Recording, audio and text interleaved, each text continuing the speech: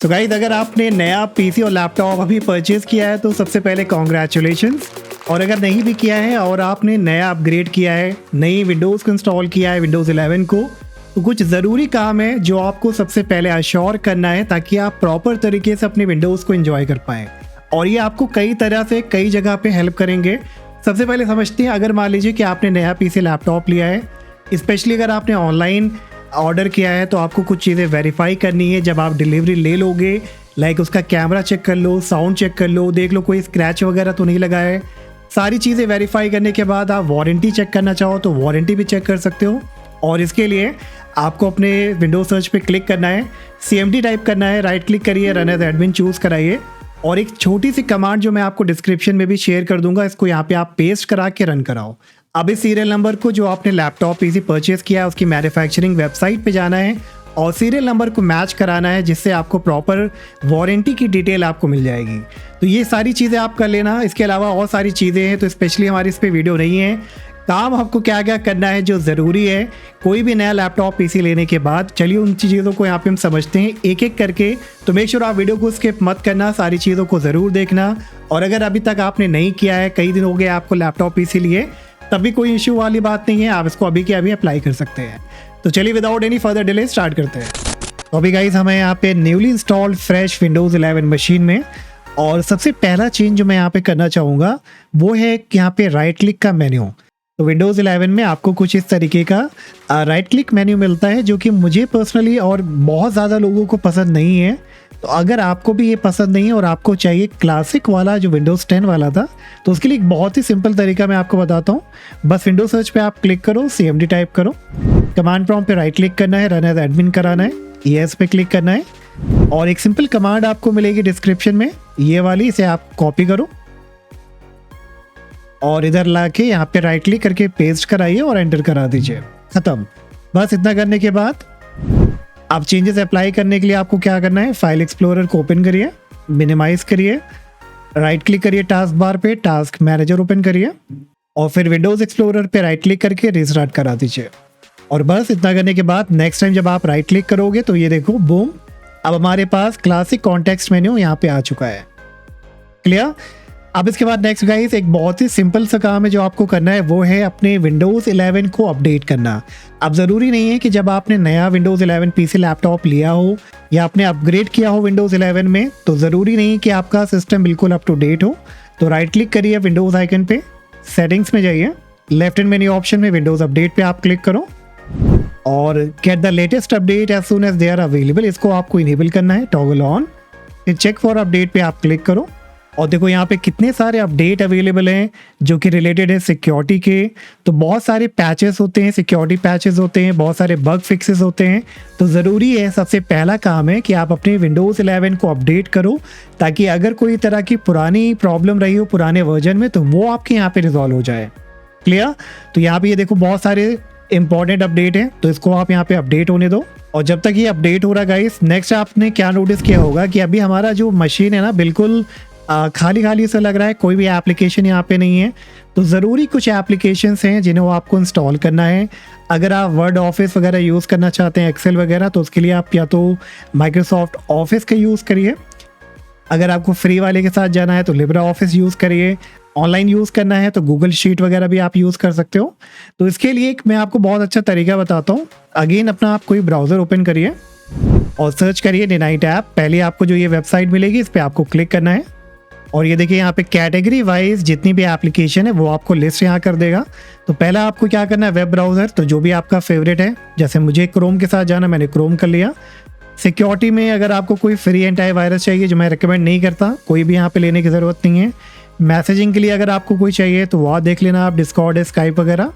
फिर आपका online storage है, डेवलपर टूल है, तो अगर डेवलपर टूल आपको इनमें से कोई चाहिए तो वो आप देख लेना। मीडिया आ जाता है तो VLC मीडिया प्लेयर हम कर लेते हैं यहाँ पे। तो ये टोटली डिपेंड करेगा कि आपकी क्या रिक्वायरमेंट है। .NET वगैरह आप करना चाहो तो वो कर लेना। गेमिंग करना है, स्टीम एप्लीकेशन आपको चाहिए तो स्टीम आप कर सकते हो। फिर उसके बाद अगर आपको ऑफिस चाहिए तो लिब्रा ऑफिस देखो यहाँ पे फ्री में मिल जाता है, आप इसको भी चेक कर लीजिएगा। रेवो अनइंस्टॉलर अगर आपको चाहिए फाइल वगैरह को अनइंस्टॉल करने के लिए कंप्लीट तरीके से, तो वो आप चूज़ कर लेना। ठीक है। इतना करने के बाद गेट योर Ninite पे आप क्लिक करो और ये देखो एक फाइल डाउनलोड करेगा इधर। इस फाइल पे आपको क्लिक करना है और अब गाइस यहाँ पे आपको कुछ नहीं करना, ये सारे एप्लीकेशंस को ऑटोमेटिकली 1 बाय 1 करके यहाँ पे इंस्टॉल कर देगा। तो चलिए इसे हम मिनिमाइज कर लेते हैं इसे भी। और अब इसके बाद गाइस नेक्स्ट काम जो आपको करना है वो अपने कंप्यूटर को ब्लोटवेयर फ्री बनाना है। तो देखिए जब भी आप नई मशीन लेते हो या अपग्रेड करते हो विंडोज़ 11 में तो बहुत सारे आपको ब्लोटवेयर मिलते हैं। चलिए मैं आपको दिखाता हूँ। अगर विंडोज़ आइकन पे क्लिक करें तो देखो यहाँ पे आपको Microsoft 365 Copilot, Outlook, Xbox Solitaire, Microsoft Clipchamp, LinkedIn, और अगर यहाँ पे आप ऑल ऐप्स पे क्लिक करोगे तो feedback hub, game bar, get help, get started, Microsoft to do, Microsoft team, news, weather, दुनिया भर के ब्लोटवेयर आपको यहाँ पे मिलते हैं। तो इन सब से आपको छुटकारा पाना है ताकि आपका कंप्यूटर नीट एंड क्लीन रहे, स्टोरेज भी बचे और आपको अच्छा परफॉर्मेंस भी मिले। अब इसके लिए भी मैं आपको एक बहुत ही अच्छा टूल रिकमेंड करूँगा जो कि मैंने कई वीडियोज़ में बात करी है। या तो आप यहाँ पे क्रिस टाइटस टूल यूज़ कर सकते हैं। सर्च करिए क्रिस टाइटस टूल, पहली वेबसाइट पे आप क्लिक करो और थोड़ा सा नीचे आने पे आपको ये कमांड मिलेगी, इसे कॉपी करना है, पावर शेल में इसको आपको रन कराना है। अगर आप चाहो इसके अलावा एक और टूल है जो मुझे भी बहुत पसंद है, वो है Win11 Debloat। पहली वेबसाइट अगेन आपको मिलेगा यहाँ पे गिटहब का, इस पर आपको क्लिक करना है और फिर इधर आपको कोड वाले ऑप्शन पे क्लिक करना है, ग्रीन कलर का है, डाउनलोड जिप पे आप क्लिक करो।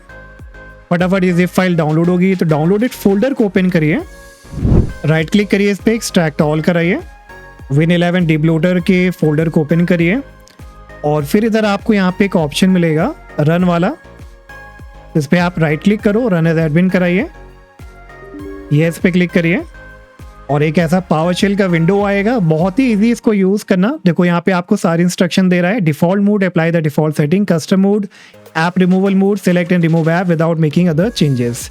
यहाँ पे आप कोई भी ऑप्शन ले सकते हो, पहला हमें नहीं चाहिए तो थर्ड वाले ऑप्शन को भी यहाँ पे चूज़ करते हैं। तो 3 नंबर टाइप करेंगे और एंटर कराएंगे और ये देखिए इस तरह का एक बॉक्स आ जाएगा, यहाँ पे आपको सारे ब्लोटवेयर देखने को मिलेंगे।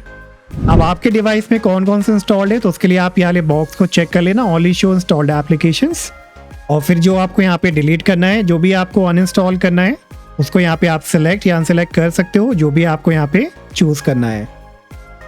तो मुझे एक्सबॉक्स भी हटाना है कंप्लीट तरीके से, तो एक्सबॉक्स को मैं यहाँ पे चूज़ कर लेता हूँ और इतना करने के बाद बस कन्फर्म पे आप क्लिक करो, press enter to remove the selected app, so enter करेंगे और ये देखो यहाँ पे रिमूव कर रहा है, रिमूविंग 18 एप्लीकेशन 1 बाय 1 करके।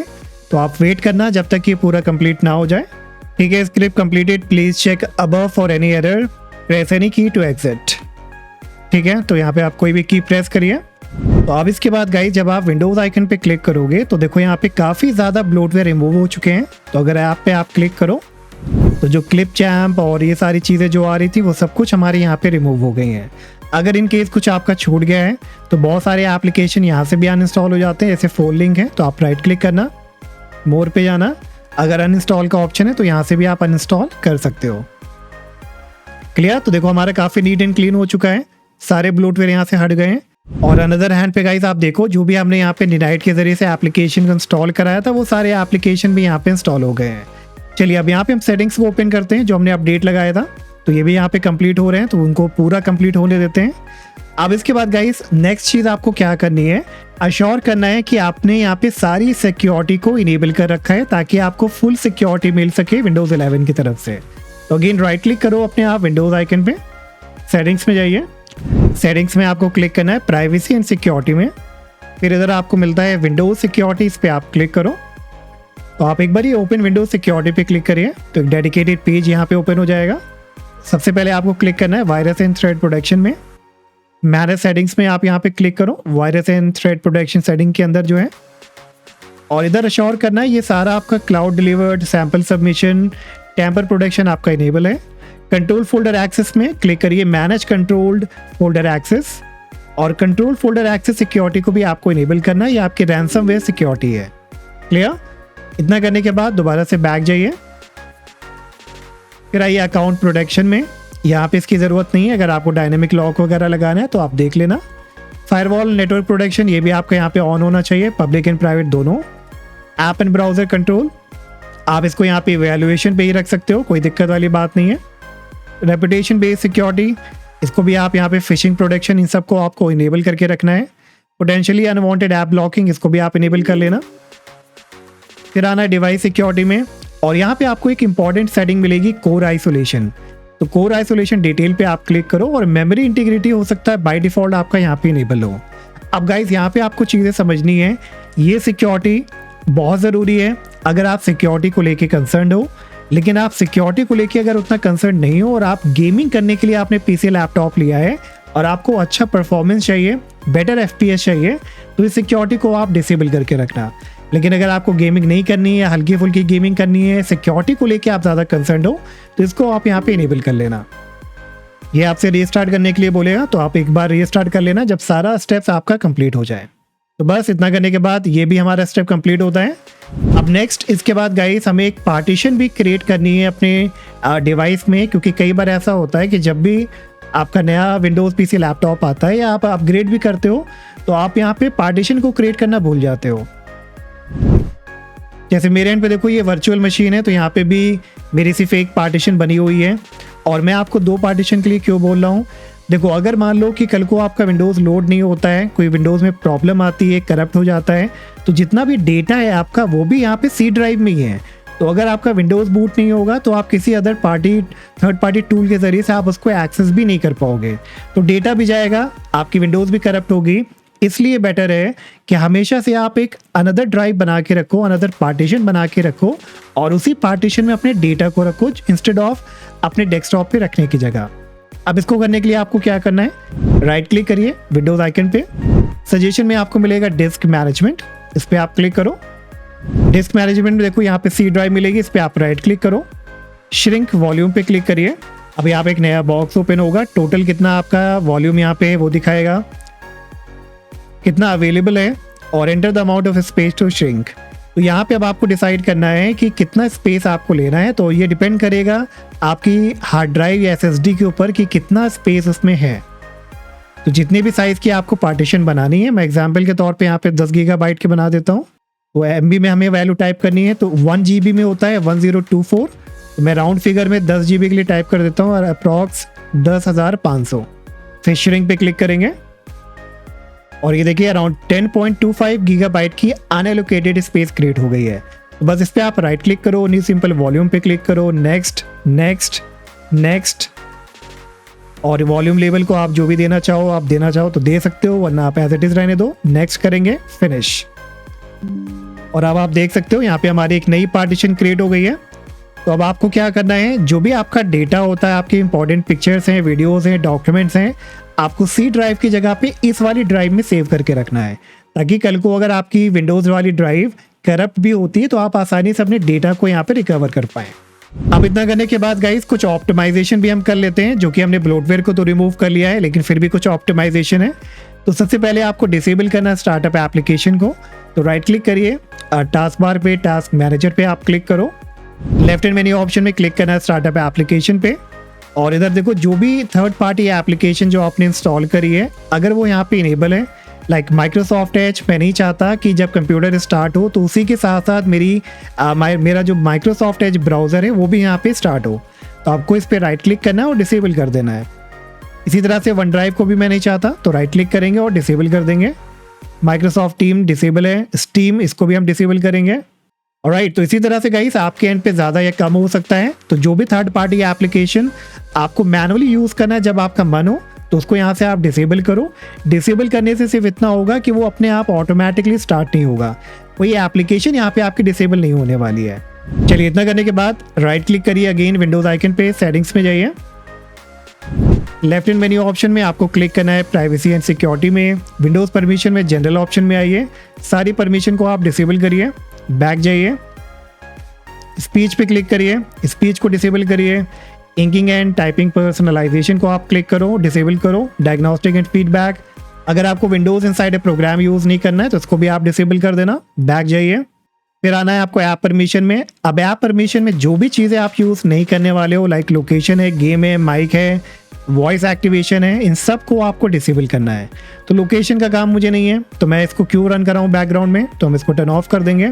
माइक का काम है तो मैं रहने दूंगा। नोटिफिकेशंस को आप डिसेबल कर देना ताकि कोई भी अनोइंग नोटिफिकेशन ना आए आपको। कॉन्टैक्ट्स नहीं चाहिए मुझे, तो डिसेबल करेंगे। ईमेल का यूज़ नहीं करना इसमें, मतलब ईमेल क्लाइंट का यूज़ नहीं करना, तो उसको डिसेबल करेंगे। तो इसी तरह से गाइस जो भी है रेडियोज़ है इन सब को यहाँ पे आपको डिसेबल करना है। तो इतना करने के बाद एक चीज़ आप और कर लेना, विंडोज सर्च पे आप क्लिक करना, टाइप करना sys dm.cpl और इंटर कराइएगा। तो जो फालतू के एनिमेशंस हैं जो कि रिसोर्स वगैरह बहुत ज़्यादा लेती हैं उसको भी हम यहाँ पे डिसेबल करेंगे। तो एडवांस्ड ऑप्शन पे क्लिक करिए, परफॉर्मेंस में सेटिंग्स पे क्लिक करिए और ये देखो ये सारे एनिमेशन आपके इनेबल है, हमें नहीं चाहिए। थर्ड वाले ऑप्शन को चूज़ करो, एनिमेट विंडोज़, ये वाला सेकेंड वाला आप चूज़ करो, show thumbnail instead of icon, इसको ही सेलेक्ट कराइए और smooth edges of screen font, apply, okay और ओके। अब इसके बाद गाइस एक चीज़ मैं आपको और भी रिकमेंड करना चाहूँगा कि हमेशा से एक लोकल अकाउंट एडिशनली आप बना के रखिए, क्योंकि कई बार ऐसा होता है कि आपका एक यूज़र अकाउंट का आप पासवर्ड भूल जाते हो, आप नहीं एक्सेस कर पाते हो। तो कम से कम आपके पास एक्स्ट्रा एक अकाउंट होना चाहिए, एडमिनिस्ट्रेटर अकाउंट, उसके ज़रिए से भी आप बहुत ज़्यादा ट्रबल शूटिंग कर सकते हो, अपने कंप्यूटर को एक्सेस कर सकते हो। तो राइट क्लिक करिए विंडोज़ आइकन पे, सेटिंग्स में जाइए, लेफ्ट इन मेन्यू ऑप्शन में अकाउंट्स पे आप क्लिक करो, फिर इधर नीचे आने पे आपको मिलेगा अदर यूज़र, इस पे आप क्लिक करो, add other user, add account पे आप क्लिक करो, फिर बोलेगा how will this person sign in, तो आपको क्लिक करना है I don't have the person sign in information, add a user without a Microsoft account, और जो भी आपको यूज़र अकाउंट क्रिएट करना है उसका यहाँ पे आपको नाम दे देना है। पासवर्ड अगर आपको चाहिए तो ज़रूर से डालिए यहाँ पे, मैं जल्दी से इसको यहाँ पे स्किप कर देता हूँ। तो नेक्स्ट पे क्लिक करेंगे और ये देखिए हमारे यहाँ पे एक एडमिनिस्ट्रेटर अकाउंट बन गया है। अगर इसका एडमिनिस्ट्रेटर अकाउंट नहीं है तो अकाउंट ऑप्शन के राइट में आप क्लिक करना चेंज अकाउंट टाइप में, और अगर ये स्टैंडर्ड यूज़र है तो इसको आप कर देना एडमिनिस्ट्रेटर और ओके पे क्लिक करिएगा। तो अब आपका यहाँ पे एक एडमिनिस्ट्रेटर अकाउंट, एक अदर लोकल अकाउंट भी क्रिएट हो गया है। तो इसके लिए मैं आपको दिखाता हूँ, अगर आपका नेक्स्ट टाइम स्क्रीन लॉक होगा और अगर आप इसका साइन इन इन्फॉर्मेशन भूल जाते हो तो देखो अब आपको लेफ्ट हैंड साइड में जो आपने नया अकाउंट बनाया है लोकल अकाउंट, इसका भी इन्फॉर्मेशन आपको मिल जाएगा और इस पर क्लिक करते ही अब आपका देखो नए यूज़र अकाउंट से लॉगिन होना स्टार्ट हो जाएगा। ओके गाइस, तो दोबारा से हम बैक जाते हैं, पुराने वाले अकाउंट में यहाँ पे लॉगिन हो लेते हैं। तो होपफुली गाइस आपको समझ में आया होगा कि क्यों मैंने बोला यहाँ पे लोकल अकाउंट क्रिएट करने के लिए। अब इसके बाद गाइस एक और इम्पॉर्टेंट चीज़ आपको करनी है, आपको क्रिएट करना है एक रीस्टोर पॉइंट, क्योंकि अब आप यूज़ करोगे अपने डिवाइस को, हो सकता है कल को कोई प्रॉब्लम आ जाए। तो अगर आपने एक रीस्टोर पॉइंट क्रिएट कर लिया आज की डेट में और कल को अगर आपका सिस्टम कोई प्रॉब्लम में चला जाता है, कोई इंपॉर्टेंट चीज़ आपकी मिस हो जाती है, तो आप आसानी से अपने कंप्यूटर को फिक्स कर सकते हो रीस्टोर पॉइंट का यूज़ करके। और उससे क्या होगा, आपका कंप्यूटर जब आपने रीस्टोर पॉइंट को क्रिएट किया था उसी डेट में जाके वो जो है अपने आप चेंज हो जाएगा। तो इसके लिए अपने विंडोज सर्च पे आप क्लिक करो और रीस्टोर टाइप करिए, सजेशन में आप चूज करो क्रिएट अ रीस्टोर पॉइंट। अब पहली बार आपको ये क्रिएट वाला ऑप्शन यहाँ पे हाईलाइटेड नहीं मिलेगा, तो कॉन्फ़िगर पे आप क्लिक करना, टर्न ऑन सिस्टम प्रोटेक्शन पे आप क्लिक करना और ये जो यूमैक्स यूसेज है इसको अप्रॉक्स 18 या 20% कर लेना आप, डिपेंड करेगा आपके साइज़ के ऊपर। फिलहाल हम ले लेते हैं 13 के आसपास। अप्लाई करेंगे, ओके करेंगे, क्रिएट का ऑप्शन आ गया, इस पर आप क्लिक करो और जो भी आपको नाम देना है फाइनल सेटअप दे देते हैं ताकि हमें याद रहे कि हमने क्यों रीस्टोर पॉइंट को बनाया था और कब बनाया था। क्रिएट पे क्लिक करेंगे और बिंगो गाइस, अब देखो यहाँ पे रीस्टोर पॉइंट भी हमारा क्रिएट हो गया है। अब दोबारा से फ्यूचर में अगर इसको एक्सेस करना है आपको तो क्या करना पड़ेगा, और इस बार क्रिएट की जगह टॉप पे आपको मिलेगा सिस्टम रीस्टोर, इस पर आप क्लिक करो, नेक्स्ट पे क्लिक करिए और ये देखिए जो आपने यहाँ पे बनाया था उसकी डेट के हिसाब से क्या टाइम पे आपने बनाया था वो इन्फॉर्मेशन यहाँ पे शो करेगी। तो जैसे ही आप यहाँ पे नेक्स्ट करा के फिनिश कराओगे ये वापस से सिस्टम को रिस्टोर कर देगा उसी डेट में जब आपने इसको बनाया था। तो ये बहुत काम देता है ट्रबल शूटिंग में, बहुत तरह की प्रॉब्लम को फिक्स करने में, तो ये काम भी आप ज़रूर कर लीजिएगा। और फाइनली गाइस अब मैं आपको एक चीज़ और रिकमेंड कर देता हूँ कि कोशिश करिए कि आप एक एक्सटर्नल हार्ड ड्राइव, SSD या कोई ऐसी USB जिसका स्पेस ज़्यादा हो वो हमेशा से आप अपने पास रखिए, और जो भी आपका डेटा है आपके डिवाइस में जो ज़रूरी डेटा है उसका हमेशा बैकअप लेते रहिए। बैकअप आप मैनुअली भी ले सकते हो, अगर किसी पर्टिकुलर ड्राइव में आपकी फ़ोटोज़ हैं, वीडियोज़ हैं, डॉक्यूमेंट हैं तो वहाँ पे जाके आप उसको कॉपी करिए और पेस्ट करा सकते हैं।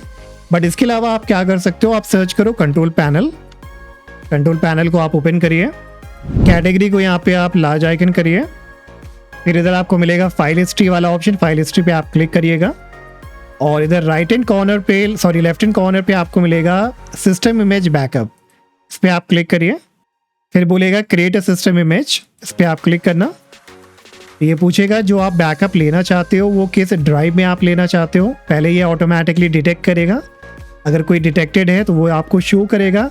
अब इधर आपको कोई भी अदर इंटरनल ड्राइव नहीं लेनी है जो कि ऑलरेडी जिस पे आपका ओएस इंस्टॉल्ड है। आपको यहाँ पे ड्रॉप डाउन से सिलेक्ट करना है अदर हार्ड ड्राइव एसेसरी जो आपने इंसर्ट कराई है। नेक्स्ट पे आप जब क्लिक करोगे तो आपसे क्या क्या पूछ करना है ये सारी डिटेल मांगेगा, फिर स्टार्ट बैकअप पे आप क्लिक कर देना। तो ये 2 तरीके हैं, इस पे भी मैंने ऑलरेडी वीडियो बनाया है, अगर आपको इस पे डिटेल इन्फॉर्मेशन चाहिएगा तो आप उस वीडियो को ज़रूर चेक करिएगा। लेकिन ओवरऑल आपको दिमाग में रखना है कि आप हमेशा एक प्रैक्टिस बना के रखो कि जो भी आपका डेटा है, इंपॉर्टेंट डेटा है, उसका बैकअप आप एक्सटर्नल ड्राइव में ज़रूर लीजिए।